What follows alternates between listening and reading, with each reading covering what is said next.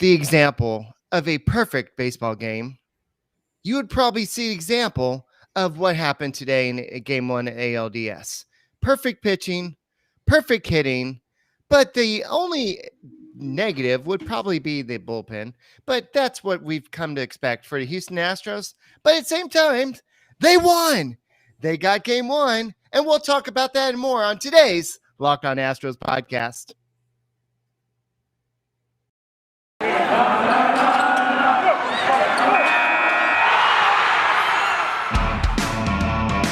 Hello and welcome to Locked On Astros, your daily Astros podcast. Here are your hosts, Eric the Man Huysman and Brett H-Town Wheelhouse Chancey.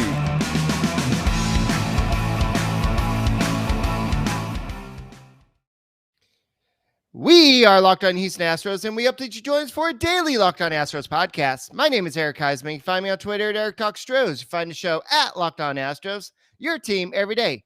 Brett, where can they find you at? They can find me at H-Town Wheelhouse on Twitter and Astros411 on Twitter, Instagram, and Facebook. Always positive, winning game one, always Stros. All right, so this was a perfect game, like I said. I mean, Lance McCullers just came out and dominated, and it just was like the perfect way to start a game. Just like your perfect way to start a day is by listening to the Locked On Astros podcast. So make that your first listen every day. We're going to talk about all the postseason, all off season, all the moves. So keep on listening to us on Odyssey, Apple, Spotify, and I even saw that we are on Amazon as well. So keep on subscribing to us on YouTube. I see our numbers keep on going up, up, up, and keep on liking our podcast and keep on subscribing. And guys, thank you for that. And y'all are awesome, all our listeners. So make us your first listen every day. And we're probably going to be doing a Spotify Green Room sometime this weekend. And we do want to talk about the lineup, the roster that Dusty Baker assembled. And I guess James Click had something to do with this as well. So this episode is brought to you by Spotify Green Room. Download the app and join us this week. We'll probably do it on Friday or Saturday to get in on the action. So I know we have the chat room here, but you can actually talk and say, "Hi, Eric. My name is so-and-so, and I really enjoyed the podcast, but I want to have my voice heard." So join the conversation and have your voice heard as well. So this game was an awesome game, and it was really, really cool. But you know what was not cool? The Dodgers getting that walk-off win yesterday. And it's not that I hate the Dodgers. It just, you were kind of rooting for them to lose because, it would be cool if the Astros make it to the World Series and then they play the Dodgers again. It'll be a rematch of 2017. So we can say, hey, we don't have to cheat to beat you guys. But at the same time, you just didn't want to have to face a team as good as Dodgers. Yeah, I was really rooting for them to lose, but the Cardinals can't beat the Los Angeles Dodgers scoring one run. I mean, you can't beat any of these teams in the playoffs just scoring one run. I get the sentiment of playing the Dodgers, getting kind of a revenge win because we've already beat them. But at the same time, I would have loved to see the spin MLB put on that because not only did their precious Yankees lose, it would have been their precious Dodgers, and those are their cash cows and money makers. So, Eric, they move on and they play San Francisco. What an exciting NLDS that will be. Two best teams. I mean, yeah. When does that happen? I guess that's when you're in a wild card. Yeah. But today, Eric, I expected LMJ to dominate, but I didn't expect the White Sox to not score runs. I thought they would get eventually a few runs across because they have a high potent offense. But what we talked about on the show before with the guys from Locked On White Sox, starting Lance Lynn, I still wouldn't have done it myself. I would have gone with Giolito. He may have had a different thing. And later on in the podcast, I want to ask you about the late inning relief stuff. But how about, what do you want to start with? Lance McCullers? You want to start with like Jake Myers and the hitters? Where do you want to go with this? I mean, I guess we could go with Lance McCullers. I mean, this is the game he's been waiting for, not just this year, but for the past 3 years while he was dealing with his recovery from the Tommy John surgery.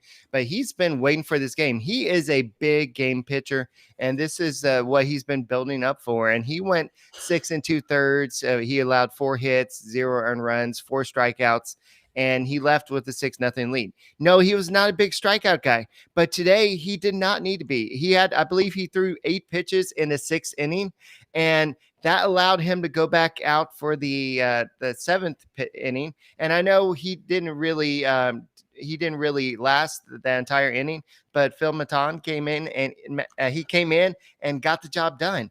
That's And right. that's more than you could say for Kendall Graveman. What the heck are you doing? I'm holding up a 0 because you know that Lance McCullers has more walks than any starter in the major leagues this year. He had Right. 0 today. He had 0. That was the key because you put this team on base, they're going to score, Eric. I mean, Robert Anderson, I mean, the speedsters they have. And Right. so he did not have any walks tonight, and that was key. And when he needed to get the putouts, he did. 4 strikeouts, you think, okay, it's a mass start. No, it was a great start. And when Maton came in and got done, everybody asked why. I held reservation. I kind of reserved comment. And then I made a Phil Maton apology thread on Twitter. And everyone's like, oh, you know what you thought about him in the regular season. I said, I know. It was good to see him come in. But Graveman didn't do terrible, but he didn't look great either. Graveman has not been himself. It was a grave situation that he put It himself was in. a grave situation, like that grave encounter shirt that I made that I have. No, not like that at all. No, it was a grave encounter for him, right? It Right. was. And so, I just think that Dusty, what he saw that, hey, I don't know when the next win is going to be. We don't know what's going to happen tomorrow. The White Sox are very good against left-handed pitchers. Framber Valdez, he is probably the Astros' second best pitcher, but the White Sox are good against left-handed hitters. So they're like, okay, we don't know what the situation is going to be tomorrow. We know we have a lead right now. So let me go ahead and throw my 2 best relievers out there. And I guess he didn't want to deal with Ryan Stanek in this game. So he just went with Graveman and then Presley. And this was also a situation to get Graveman out there because we have to understand that this was Graveman's major league debut in the postseason. Now, I understand Graveman more than Presley. I think you kind of burned Presley. 21 pitches, Eric. Right. And if it's a close game tomorrow, I would rather have Stanek gone in. Yeah. He can still come in. But I would rather Stanek have come in, okay? And then if he kind of struggles, then bring – but Presley to me with a 5-run lead, I didn't think it was necessary. And there were a lot of people, also the Geico commercial I thought someone changed the channel. I'm like, hey, who changed the channel? And then it went back. Did you do the same thing? Well, I'm by myself, so I was like, wait, what just happened? But I mean, I knew it was just somebody that it was something that happened at Fox Sports or whatever it was, but it was just a bad situation. But I think they realized what happened, so they kept on showing the replay. And so, I mean, it happened. It's not the first time I've seen that. It was just a bad time. It was like, wait, the ball's a ground ball. Is this wait? Why am I seeing a Geico there? Yeah, the Geico commercial. But what a great way to start the series, Eric. This is a team that everybody talked about. The White Sox this, the White Sox that. And you've talked about a lot how they are sub 500 versus teams that are 500 and above. We are well aware that they are in a weak division. We did sweep them when they were down and when they weren't firing on all cylinders. But this Astros team is still better than that Chicago White Sox team. Yes. And so I know we'll talk a little bit more about Framber Valdez and his game tomorrow, but I do want to focus a lot on this. And we already talked about Graveman making his big league debut in the postseason, but also we had a young kid, and I see somebody making a comment that could be taken a little inappropriately. No, he With just he the can rake my leaves. Saying he just because he's a rake, Jake the rake. I mean, it's I all know. good. You I rake know. leaves. But anyway, we had Jake Myers make his debut in the postseason, and he got an RBI. And this was somebody that a lot of people are like, "Whoa, I think we need to go ahead and have Chaz McCormick get the start because he's had more experience." But I've been the one that said, "Look, I think you need to start Myers. He's got the better defense, and he's got enough bat to play. If he's your number 8 hitter, that's Wow. a pretty good hitter, and he showed what he could do, and he got that big clutch RBI to get the first run home. And then we need to talk about Jose Altuve's risky attempt to score, and he scored. That was I think if Mancada was maybe back a little bit, maybe he or up a little bit. I forgot Well, what it right. was, but Well, what he did. So the rule there, Eric, is you get as far a lead off the base as the third baseman has off a third. So if a third baseman's not holding you on, you take, and he took the same amount of distance that Moncada had to get back to the base. And that's how he was able to score. He was going on contact. So while I think that play looked close, I don't think it was as close as it appeared because there was no way. I don't think any third baseman in baseball could have gotten Altuve out with his speed and with his quick reaction. I mean, he's got one of the fastest reactions of anybody. But that was textbook base running, Eric. And base running was a problem during the regular season. Right. Base running errors was a big deal, and it's good to see something like that happen in the positive. Well, Altuve is a veteran guy, so you would Yeah. think somebody like him would make that play. So a lot of people are asking, well, who do you have tomorrow? Do you have Myers or McCormick? I think it depends on the matchup. I know that you have Lucas Giolito. I haven't looked at the numbers, but I would say go with what worked in game 1 and try to keep as much of the roster, the lineup as you can. There will be one change, though. After the game, it was Dusty Baker said that we will see Michael Brantley as the DH, meaning that Mr. Alvarez will be in the left field. Why? Because Framber Valdez is a ground ball pitcher, and so that's when they typically put Alvarez in the outfield. So we will see that, and you'll be seeing Alvarez getting some Built Bars maybe out there. Yeah, he was. Wait, no. I think Michael Brantley will be getting the Built Bars because he'll have some time between innings. So tell us a little bit about Built Bars. Well, Yordan Alvarez was playing like he had like 10 Built Bars before the game. You would have thought he was in left field because he plays better and he hits better when he's out in the field. Well, today he was 2 for 3, and you can go 3 for 3 if you get Built Bar. That's right. You may be an Astros fan. That's 1 for 1. You may love Yordan Alvarez. It's 2 for 2 and 3 for 3. Go to Built.com and use the promo code LOCKED15. That's 15% off your first box. Coconut, cherry barquea, raspberry, mint brownie, double chocolate, salted caramel. Need I say any more? It's great for the healthy, conscious guy or girl. You can even order a mixed box where you get a plethora of flavors. That's right, I use the word plethora like Dallas Houston did for the Howard Penn Yellow Jackets back in the day. The Built Bar has 17 to 18 grams of protein, calories ranging from 130 to 180, and only 4 to 5 grams of sugar and 4 to 5 grams of net carbs. Amazing flavors, all tasty, always healthy. That's right. Built.com. Use the promo code LOCKED15 to get 15% off your first order. Consume the same bars that podcast hosts like myself and Eric the Man Huysman and the USA Track and Field team from the United States consume. Built Bar, the best bar in the biz. All right, Mr. Corona, I see your comments about the roster. We will talk about the roster in a second. That is a big topic that we want to talk about. But for right now, we're still talking about the game today, and then we will address the roster. Then we'll talk a little bit about tomorrow's game as well. So going back to today's game, I know McCullers, going back to the lineup, I guess, we had Alvarez. He hit his second career postseason home run. He's got a long way to catch up to some of the Astros legends, including Carlos Correa. Carlos Correa with the 17. But this is a big step, and Alvarez had the only 2 Astros extra base hits.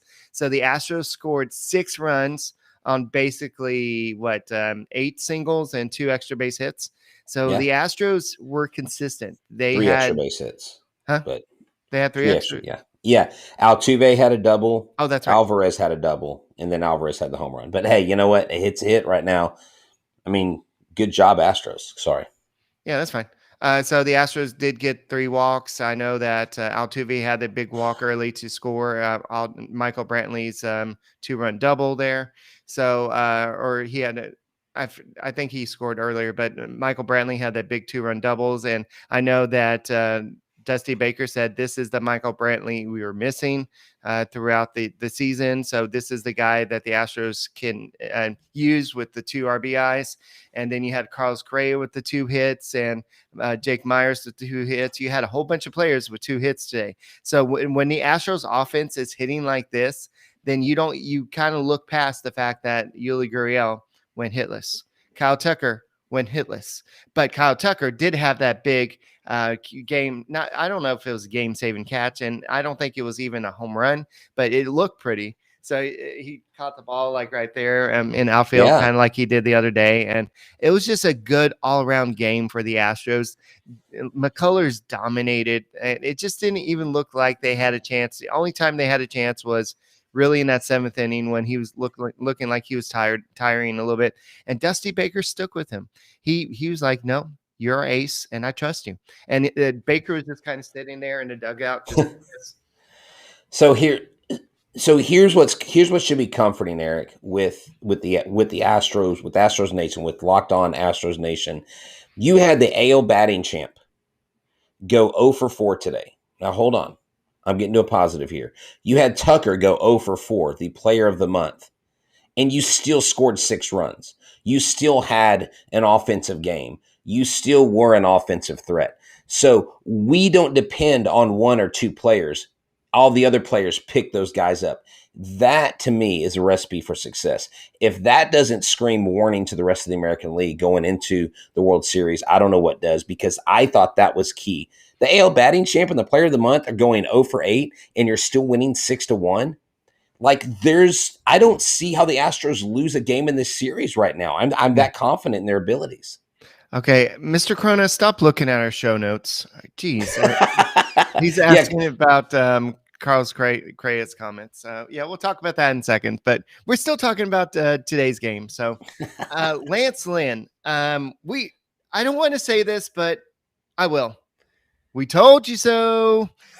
Oh, he's terrible against us. Yeah, I mean, I don't know what you thought was any different. Yes, he was the White Sox ace this year, but he was the Rangers ace last year.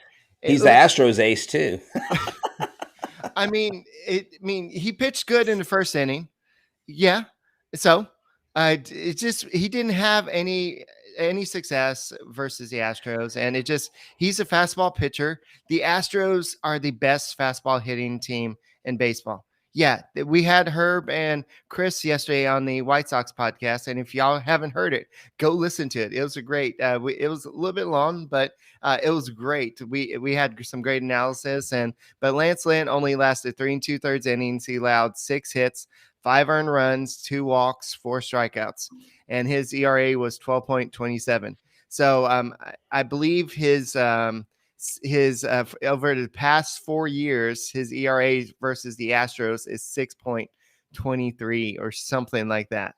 So yeah, he sucks against the Astros. Why would you start him game 1? That makes no sense, Tony La Russa. Yeah, I think, Herb really be careful there. Talking about references, don't be verbalizing that stuff. So Herb talked about it. He said it would have been found money if the White Sox could have snuck a win with Lance Lynn, but now you're already behind the 8 ball. Now the pressure's already on. It's fun to look at stats in the postseason because they start over, Eric. And if you look at the OPS, it's ridiculous right now. Like sorry. Yeah, Yordan Alvarez's OPS is 2.750. I mean, this is insane. This ball club. I think we will be able to overcome any missteps or people going into the game that shouldn't be going into the game. And Mike Stanton did say when he was on the show, okay, that he hopes that Dusty uses Brent Strom a lot. And I wonder if he knows something we don't. I wonder if maybe Dusty doesn't defer to Brent Strom at times. He kind of does his own thing. But Brent Strom and these pitching coaches know their stuff. None of what they did tonight fell apart, but I think there was some potential of things going awry when Kendall Graveman was in there. He just looked to be struggling. And like I said, I don't like them using Presley tonight, but it worked out. But if he throws a lot of pitches in game 2, I really doubt, even if there's a day in between, I really doubt that you would pitch him at all in game 3.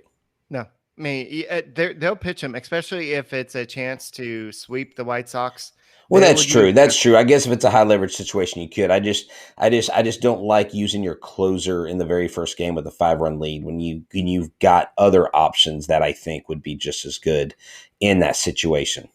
Yeah. So I just don't understand what the situation was. And after the game, Tony Russo said that the significance of winning or losing game 1 in a short series, you like to have it. It's definitely an advantage. You got to win 3. We definitely wanted it, and they got it.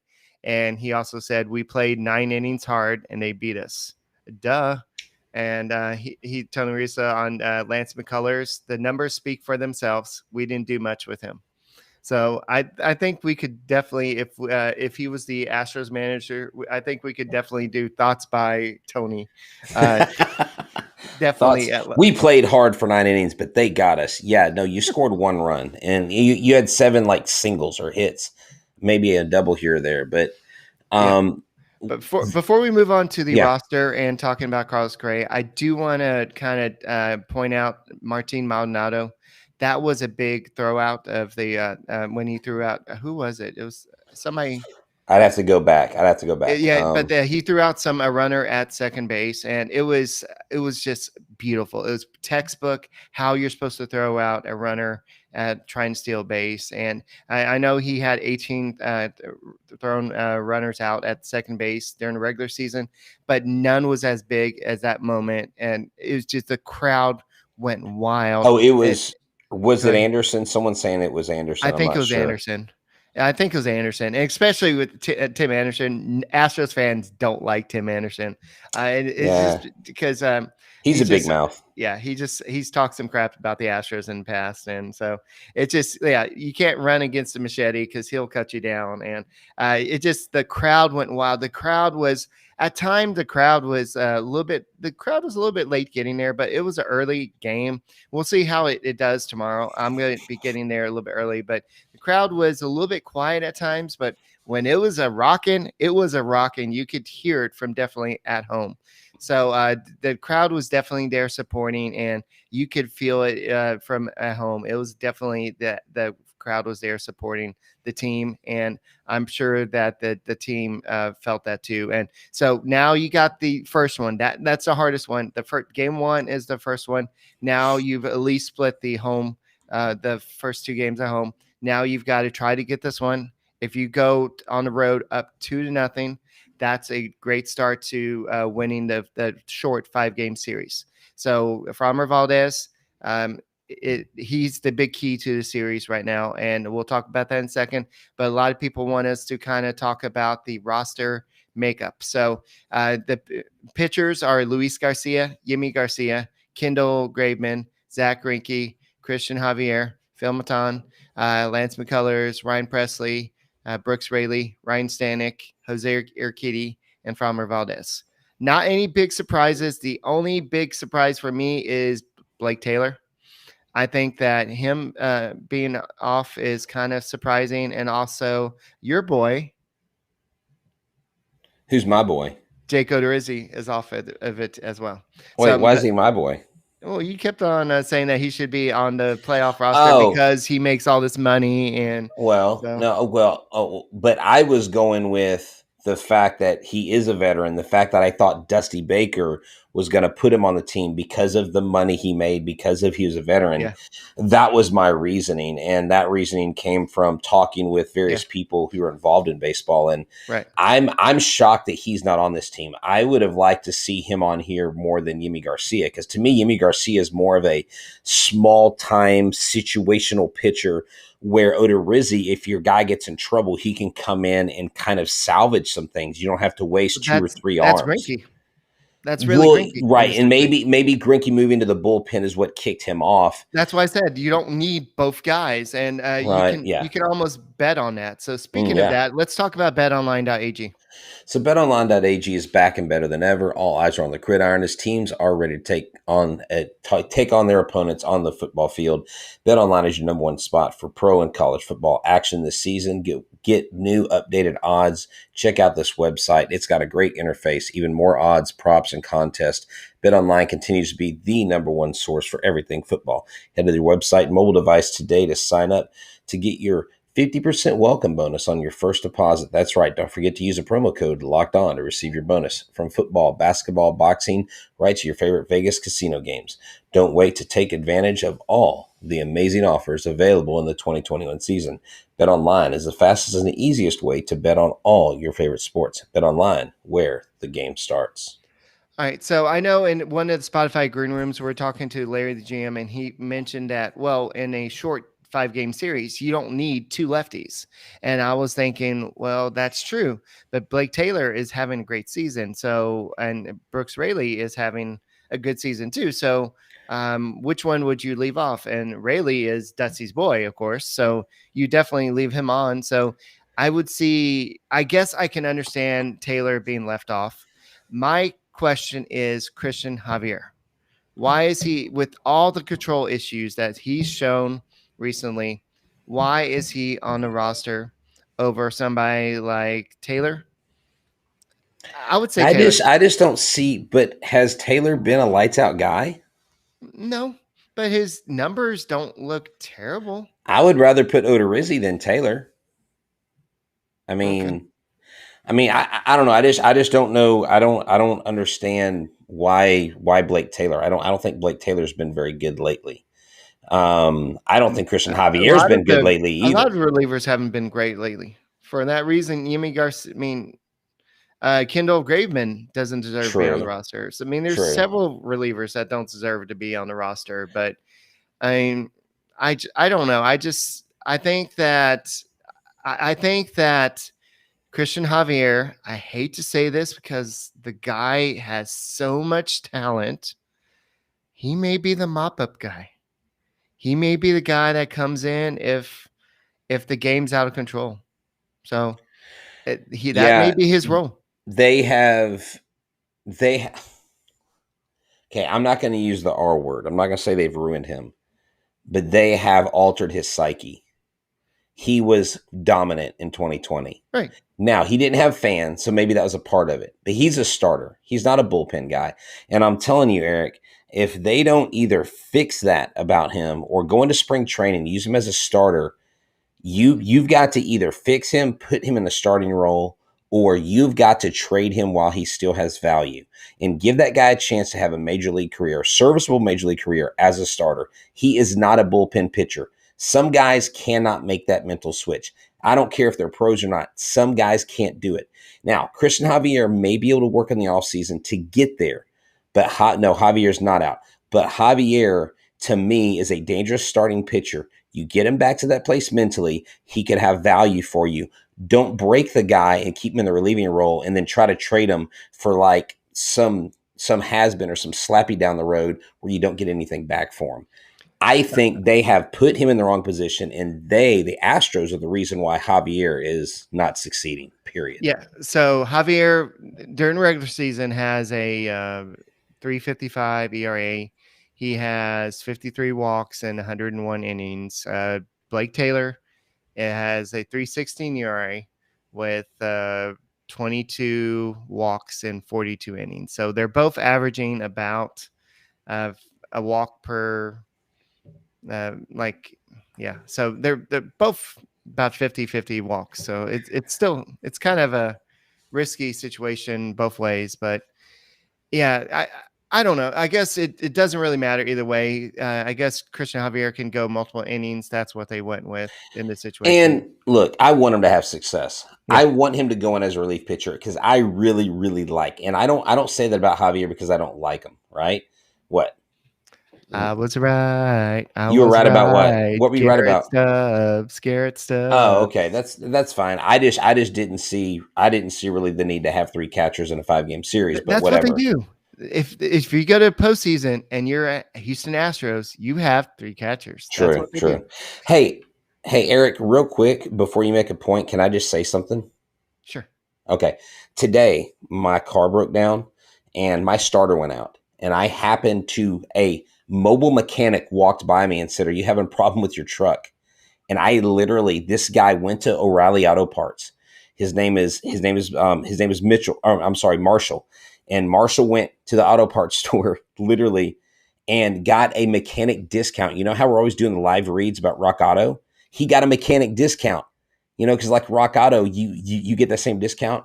He changed my starter in the parking lot of Buc-ee's, and I was able to get home because this mobile mechanic was there. It was unbelievable. So I wanted to thank him. And there's a random listener that ran into me and talked about the show, and I slept him off because I was on the phone, all the things going on. But thank you for supporting, and thank you, Marshall, for helping me with my truck today. I wouldn't be here on the podcast tonight had you not replaced that starter for me. Thank you, sir. It was awesome.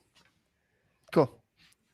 So thank you for starting the starting. So Yes, no, not starting. No, he pulled the manifold out and I put the know. start. It was crazy. It was awesome. I was like, yes, mobile mechanics rule. Anyways, All right. So let's get back to the roster. So Garrett Stubbs did make it over Marwin Gonzalez. That's not a surprise there. I think Marwin Gonzalez, he didn't really show enough to at least make this roster. And I don't think that, especially once they maybe take away a hitter in the next round, I don't think he may even make the next round. So I think doubt it. Marwin Gonzalez was kind of if he makes it, great.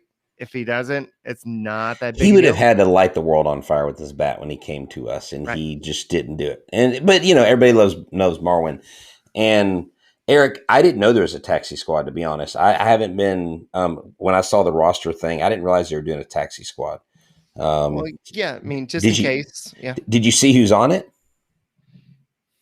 Not Taylor Jones. Taylor Jones isn't on it. He's on the taxi squad? Yeah. It's Brian I didn't see his Abreu. It's name. Brandon Bielak, Marwin Gonzalez, Taylor Jones, Dave Odorizzi, Michael Papirski, Jeremy Pena, and Peter Solomon and Blake Taylor. I figured this was some type of Robel Garcia thing. Oh, I saw. Okay. I must have seen half the list then. So what does that look for? No, I must have only seen half of the list. Robel Garcia thing, because I'm like, no, dude, leave me alone with the Robel. No, Garcia dude, that's you. You need to.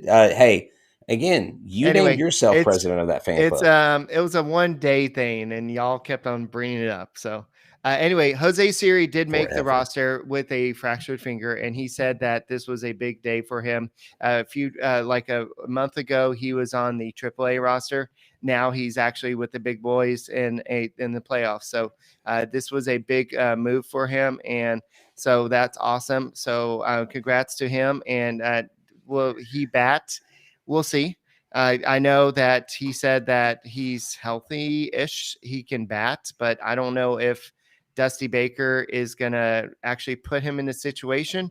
So I think he would be. I think he may be a base runner. Yeah, but then that's what I'm thinking. If he's got a finger issue, you're like, okay, you got to be careful when you slide. Yeah, I just don't see them putting him in that situation. So, yeah, I just don't see that. But congrats, Jose Siri. That's awesome. And Siri, hey Siri, when you're on base, make sure you score. So I wonder if during the podcast when we say that, hey Siri, if people's phones automatically kick in. Well, it depends. I guess the voices have to sound like us. So because some of the voices have to have the same tone and the same. Hey Cortana, I'm joking. Or whatever. Alrighty, so let's talk a little bit about the big monkey in the room, or the big sign in the room that apparently you can't take to Minute Maid Park. So apparently you can't have a sign that says "Pay Correa." Someone did though. Yeah, and they got it taken away. Oh, that's so lame. And like apparently a security guard said you can't have that sign, or I'm gonna kick you and your family out or something. But what? And okay, we need to make a banner and unroll it. The security guard just took the sign away from the people, and then after with what just happened, the whole section just started saying "Pay Correa, Pay Correa," and so this is a big. The fans are talking to Jim Crane, and Jim Crane is hearing. The Astros are hearing. Jose Carlos Correa is hearing this as well. So, Oh, he knows, and that's the thing, Eric. This guy knows, this team knows, Jim Crane knows. If you have a pulse and your heart is beating and you wake up in Houston, Texas, you know one thing: Carlos Correa should be a Houston Astro, and everybody in Houston thinks that. And it will come at an expense down the road, possibly. It's not out of the possibilities, but it is going to be whether they can match the dollars.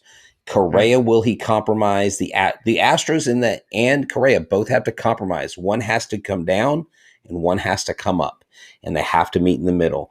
And, we'll just say, and his agent, that's right, Jay Roberts says his agent's hearing it. So his agent's it may be harder now to sign Correa because of all the campaigning, because he is so demanded. He say, look, they demand me. So a guy in high demand deserves higher pay, right? Yeah, we don't have a sounder or anything for Jim Crane talk, but Jim Crane actually had some words he about did. this.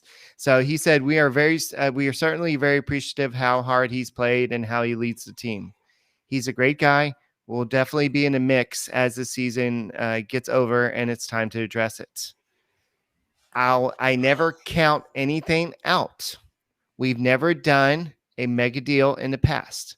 We have a history of doing something in the neighborhood of 5 years. That's the most I've ever done since I've been here. Things can change. We're not counting it out.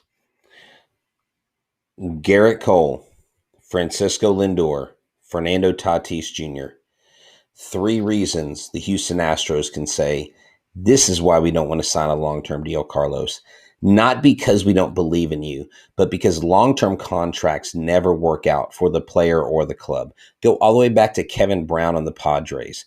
I mean, it is not a recipe for success. You offer him a big 6-year deal. You give him 2-year player options in 7 and 8. You give him crazy incentives. Give him hard incentives, because if it's an easy incentive, they have to put that under the AAV. The 2 players that I'm most concerned about if they do sign Correa is keeping Yordan Alvarez and Kyle Tucker long-term. I'm not worried about Altuve after he finishes his contract, because he's Altuve, okay? You've already paid him. He'll be long in the tooth. He's not going to go sign more than he's making right now when he's a few years down the road. The 2 players, I'm telling you, Alvarez and Tucker are going to make a lot of money. You've got to focus on that for the future as well. So, and you're not going to be able to sign everybody. But to me, Carlos Correa is a slam dunk why you keep him in Houston. It's more than one thing. It's the intangibles. And I think that value alone keeps him here. But him and his family may have something else to say. Yeah. So, guys, we got a lot of people listening right now, and make sure that you make us your first listen every morning, whether it's on YouTube. Keep on subscribing to us. Watch the video. Pretend like you're working at work, but you're really watching us on the YouTube. And just if your boss comes around corner, just kind of minimize it or something. But make us your first listen, whether it be Apple, Odyssey, Spotify, wherever you listen to your podcast. Make sure you listen to Locked On Astros podcast. We're going to do this after every postseason game, but the Astros are just not really good at doing the long-term deal. I know they had to do 4 years for Josh Reddick to get him, but that they rather have done that 3rd year. And what happened that 4th year? He wasn't that good. And so they had to kind of deal with him that 4th year. So they would have rather just have done that 3rd year, that 3-year deal. But to get him, they had to do that 4-year. They did do that 5-year deal for Lance McCullers. But they had to do that 5 years just to get him to sign that deal. So the Astros just are not gonna go over 5 years, but they need to with Carlos Correa. He is a different cat. I think they can go over the years, Eric, if they're able to work down what they give them per year, or if they front load or back load the contract. Yeah. If you front load or back load it, you may be able to get around going 6 years or 7 years. But again, what is Carlos willing to do? I think the ball is clearly in his court. And if he's willing to play on a 6-year deal, then we can do it. Alrighty, let's talk game 2. It's going to be Lucas Giolito versus Framber Valdez. Valdez has faced the Chicago White Sox twice this year. And who would you think has a homer against him? Put it into chat. See if you can remember who has a home run versus Valdez this year. And y'all can go ahead and you can guess yourself, Brett, so we can not have dead air here. But Okay. I'm sorry. I don't know why I was waiting for voices. I was waiting for someone to say something. I would say that someone who had a home run. Wait, the last person or the last White Sox? The White Sox. The last White Sox player. Okay, question. Was it someone obvious? Yes or no? Probably, sort of. Okay. Was it Abreu? No. It was not Abreu. Was it? Oh, right there, Yasmani Grandal. No, it was that rookie dude. Oh, yes, Sheets. It was Andrew. No, not that rookie dude, but it was Andrew Vaughn. Rookie dude. He's a rookie dude. He's not even a person. Okay, Andrew Vaughn is a rookie Interesting. dude, but I don't think he's playing right now. Yeah. So the other one was Yon Makata. He has a home run, and also it wasn't Grandal, but it was it's Tim Anderson. So Tim Anderson also has a home run against Valdez this year. So Tim Anderson's a dangerous hitter. I mean, guy's really good. Yeah, Ricky Vaughn also has a home run against him, apparently. Thank you, Jay Roberts, for doing that expert research there. Jay Roberts, Locked On Astros, R&D. Yeah, so the White Sox are batting .232 against him this year. So even though the White Sox are really good at hitting against left-handed hitters, they have a 746, whatever, pitchers, hitters, whatever, but they have a 746 OPS against Framber Valdez in 2 starts this year. So they've scored 7 runs. This could be an interesting matchup versus – I don't know what this game is going to be. We don't know what Valdez we're going to get. He's either going to be super effective or he's going to have that one inning where he kind of falls apart.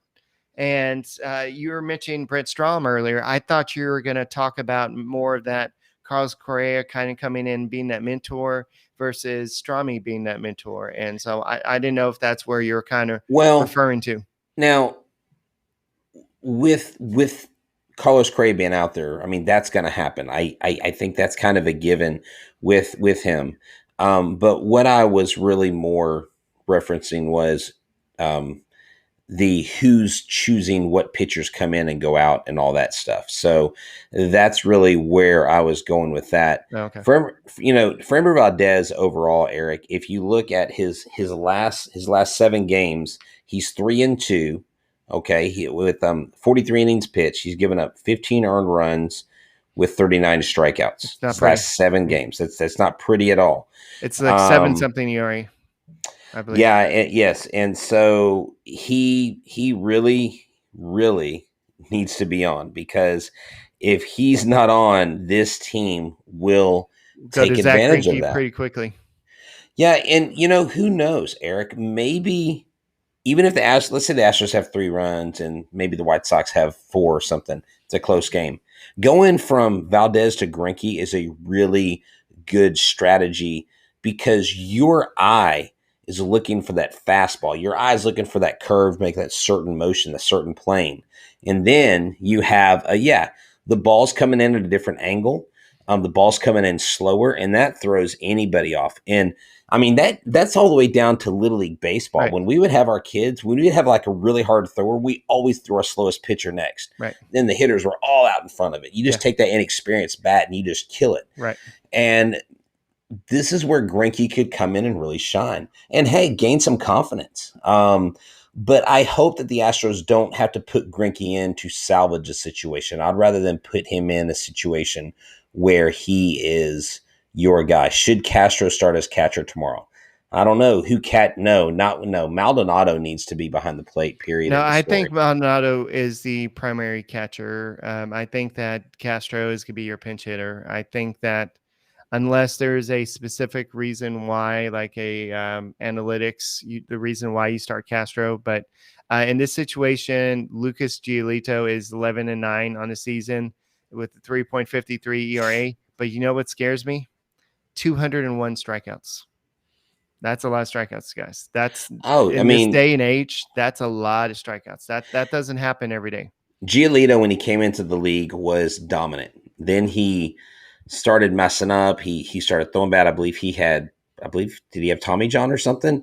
Something happened to where he basically reinvented himself and became the dominant pitcher that he was supposed to be when he was a prospect.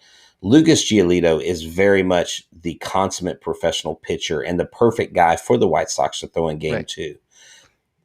But if this lineup is hitting and catching his stuff, it doesn't matter. The Astros are good enough. They can face any pitcher. So I'm not worried about who's going out there. And we don't even know what's going on with Carlos Rodon, if he's even going to pitch in the series. If not, is Dallas Keuchel to pitch? We don't really know the situation. But you know what, guys? I'm excited about this game. I'll be rolling or crutching to the game tomorrow.